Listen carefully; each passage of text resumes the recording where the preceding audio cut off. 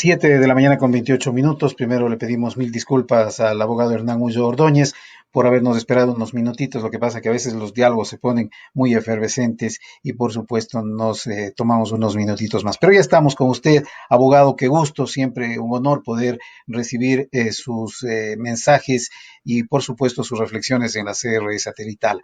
Ahora nos vamos a ocupar de un tema que se puso candente en los últimos días acá en nuestro medio. Ayer el juez dispuso la ejecución inmediata de la destitución de Fausto Murillo del Consejo de la Judicatura y lo curioso es que es el mismo juez que le dio días atrás una medida cautelar solicitada por el ex vocal. Pero, ¿cuáles son los orígenes de este caso que incluso ha sido motivado por cierta acción que tomó este juez, que debió hacerla, según explicó el ministro del Trabajo, que el Consejo de Participación se pronunció y que ayer finalmente se ha vuelto a pronunciar y prácticamente ha declarado en firme la cesación, la destitución del vocal del Consejo de la Judicatura?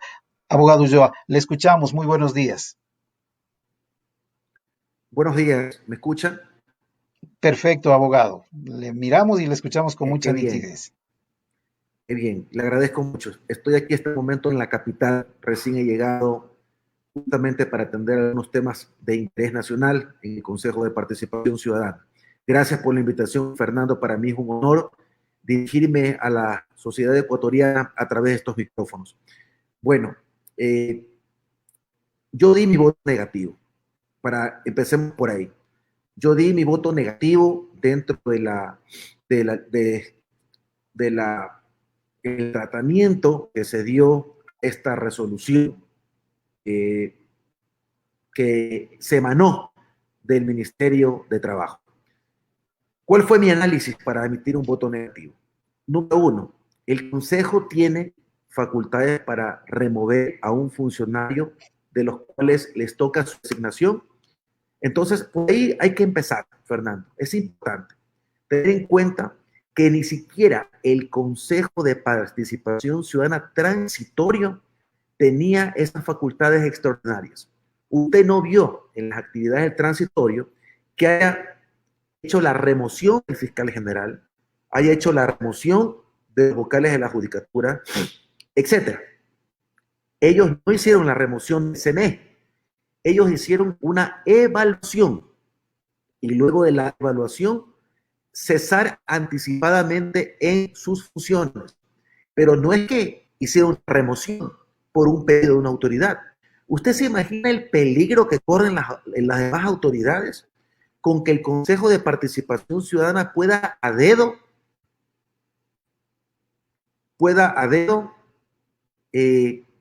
remover a una autoridad? Esto es gravísimo. Entonces, alineemos primero en lo jurídico. ¿Puede el Consejo remover? No puede remover. ¿Ya? Las autoridades que nosotros designamos, solo designamos. No somos el nominador, el ente nominador de esas autoridades. Porque el ente nominador es quien le paga el sueldo, es quien extiende el nombramiento, es quien le otorga los permisos médicos, las vacaciones, las licencias. Ese es el ente nominador. Por esa razón usted habrá escuchado que tal trabajador se encuentra en nómina, porque es el nominador. Nosotros tenemos una facultad para designar, pero no para tocar, ni remover, ni cesar a ningún funcionario de los cuales designamos. ¿Cuál es la característica principal de todo esto? Que las autoridades que nosotros designamos se encuentran sometidas al control político, con excepción de la Corte Constitucional. Pero ahí los demás se encuentran bajo el control político. Es decir, designamos, pero nosotros no podemos tocar sus cargos. Ellos tienen que someterse al control político o si tienen alguna inhabilidad, el Contralor General del Estado es la autoridad que puede determinar esa inhabilidad. Entonces dejemos claro la parte legal porque es muy confuso. Indudablemente se ha mandado por parte del ministro de Trabajo un petitorio al Consejo de Participación Ciudadana como ente nominador, entre comillas, para que haga la remoción del vocal Fausto Murillo. Pero haciendo este análisis, el Consejo no es el ente nominador. Yo le consulté al doctor Murillo quién le paga el sueldo, quién le extendió el nombramiento, quién le otorga el permiso, ¿Quién le da licencia? ¿Quién le da vacaciones? El Consejo de la Judicatura, el Consejo de la Judicatura, el Consejo de la Judicatura, el Consejo de la Judicatura. ¿Qué significa esto? Que el ente nominador es el Consejo de la Judicatura y que el ministro Ench tenía que haber mandado su petición al Consejo de la Judicatura y no al Consejo de Participación Ciudadana. Por lo que, en conclusión, la persona que comete el error y pone en aprietos al Consejo de Participación Ciudadana y genera este caos a nivel nacional y genera un mal precedente, la decisión del Consejo de Participación, el origen, la génesis viene del Ministerio de Relaciones Laborales, que me parece increíble e inaudito que no sepan distinguir la diferencia entre una entidad que le toca designar autoridades sometidas a juicio político y por otro lado el ente nominador, que es el que paga el sueldo, da permisos, otorga licencias, vacaciones, etc. Espero que haya quedado claro. Sí, definitivamente, y también un poco nos ayuda a salir de esa confusión, porque lo que nos acaba de decir de que el Consejo de Participación Ciudadana y Control Social no puede remover, solo puede designar, nos ha quedado definitivamente claro. Ahora, de lo que se le acusa en sí al vocal del Consejo de la Judicatura, al doctor Murillo, es de que él ejerció funciones en un periodo en el cual ya él había renunciado, había recibido una compensación incluso de X dinero, se desenroló de la función judicial y que para regresar al servicio público, entiendo yo, él debía resarcir esa compensación que ya se le dio. Tal vez por ahí es la situación del Ministerio de Trabajo, pero de pronto, como usted señala, no debió haber sido abocado a conocimiento por el Consejo de Participación, sino por el propio Consejo de la Judicatura, y que ya estando algunos años se sobreentiende que ellos dijeron, bueno, esto está bien, no sé qué interpretación se dio, y ahora desencadenamos en esto que usted señala, que se pone al Consejo de Participación Ciudadana de por medio ante una solicitud del ministro. Ahora, esto desde el plano eminentemente legal y que los entendidos, en el caso de usted que maneja las leyes, pero Murillo leí por ahí decir en alguna declaración que también obedecía a circunstancias políticas. ¿Usted también considera que puede haber circunstancias políticas en torno a este caso que ha surgido?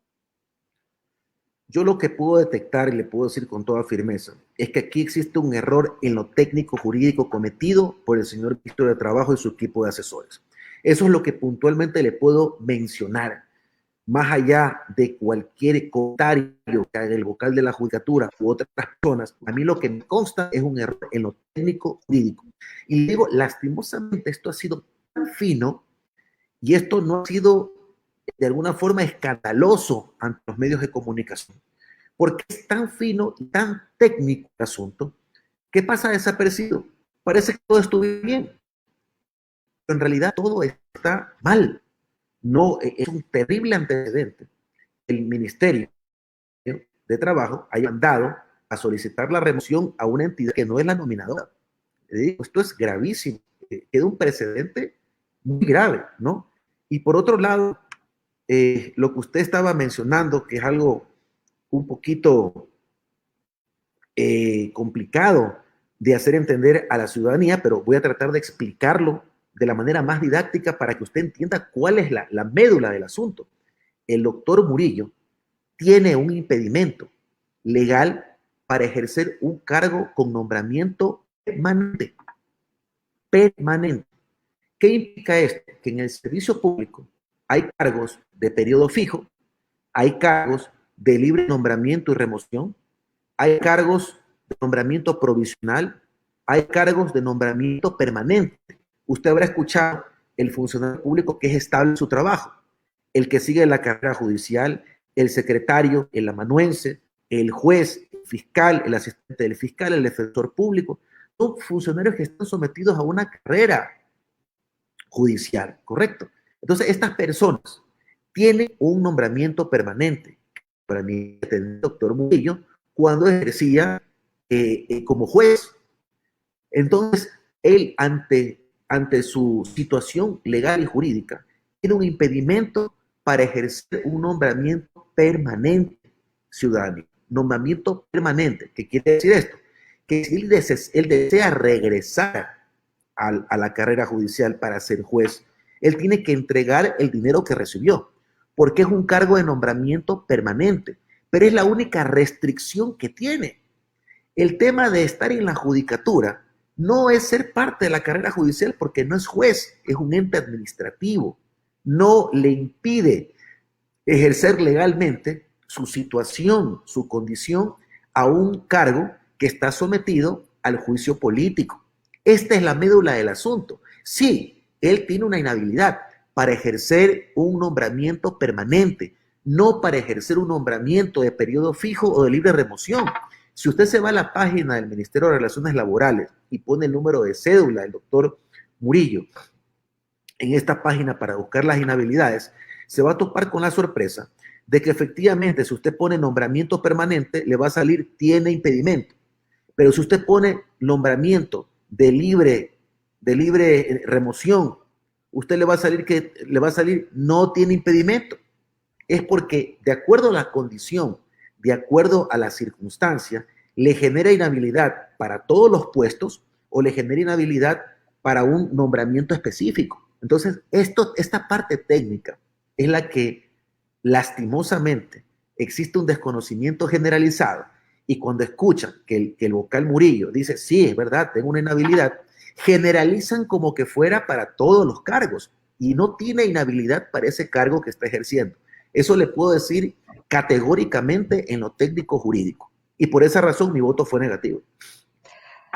Entendido, doctor Ulloa, y espero que la audiencia también entienda, porque con tanta tránsito de noticias, y aparece por aquí el caso del doctor Ulloa, como que la gente dice, bueno, ¿qué pasó? Ya el juez le da una medida cautelar, ahora dice que ya puede seguir ejerciendo, después el consejo dice que no, el mismo juez retira esa acción. Bueno, sin lugar a dudas que es un caso que llama la atención. Ahora yo me pregunto, o sea, con la decisión de ayer, de que el Consejo de Participación Ciudadana, que no debe hacer eso, ha decidido la remoción ya inmediata nuevamente del juez Murillo. ¿Qué queda? O sea, ¿y qué va a pasar con esa decisión del Consejo de Participación Ciudadana? ¿Es en firme? ¿Quién tiene que actuar? ¿Cómo va a quedar la situación? La decisión del Consejo de Participación Ciudadana es en firme. Ya a este momento no se puede reconsiderar, ya el acta de esa sesión está aprobada. Entonces, en el Consejo no hay nada que hacer. Existe la posibilidad de autotutela si es que viene, por ejemplo, un certificado del mismo ministro Inch que diga, me he equivocado o se equivocó el departamento legal, no tiene impedimento para ejercer ese cargo, y ahí vendría la facultad de autotutela que tiene una entidad administrativa dentro de sus propios actos. Cabría esa posibilidad, si es que obviamente existe alguna rectificación. En el caso de que no exista rectificación, le quedará al vocal de la judicatura las medidas legales y constitucionales que acreditan la ley, contenciosos administrativos, garantías jurisdiccionales, quizás Corte Interamericana de Derechos Humanos. Desconozco, le hablo como, no como consejero, le hablo como un abogado litigante, es lo que a mí se me ocurriría para poder defender los intereses de un cliente. Doctor Ulloa, siempre agradecidos por su Permítame culminar apertura. con algo Sí, importantísimo. no, por supuesto. Permítame algo importante. Mire, hay otra cosa más que también me puso a mí a razonar mi voto. Es el dictamen interpretativo de la Corte Constitucional, que usted habrá escuchado, blinda las decisiones del Consejo de Participación Transitoria. Y dice en el literal E del dictamen interpretativo que el Consejo de Participación Definitivo no tiene la capacidad de autotutela de las decisiones del Consejo Transitorio, porque el Consejo Transitorio emanaba de ellos emanaban mandatos constitucionales. Entonces no tenemos la facultad de autotutelar esas decisiones. ¿Qué le quiere decir en buen romance la Corte Constitucional? Que así el Consejo de Participación Ciudadana transitorio hubiere cometido errores, nosotros no estamos en la facultad para corregir esos errores. Por eso es el blindaje del dictamen interpretativo. Entonces, ante eso, no podemos tocar en lo absoluto nada, nada, porque así lo dice la sentencia del máximo organismo de interpretación de la Constitución del Ecuador. Y yo, obviamente, empoderado del conocimiento de la ley, producto de que soy un abogado, y estoy actualmente ejerciendo como consejero, mi voto no podía ser afirmativo ante esta situación. Doctor Ulloa, queda claro su posición, el porqué de su votación y este caso, por qué se ha dado y por qué ha tenido que actuar el Consejo de Participación y todo lo que tiene como trasfondo lo que dejó haciendo el Consejo de Transición. Esperemos de que, como siempre decimos, brille la verdad, porque hay algo tan trillado, pero tan cierto y tan simple que la verdad genera una idónea aplicación de la justicia. Sin verdad no hay esa verdadera justicia que todos aspiramos. Doctor Ulloa, muy amable, un buen día y muchas gracias por haber conversado con nosotros. Gracias, Fernando. Un fuerte abrazo. Saludos al Ecuador. Muchas gracias. El doctor Hernán Ulloa Ordóñez, consejero del Consejo de Participación Ciudadana y Control Social, dando cuenta de este caso de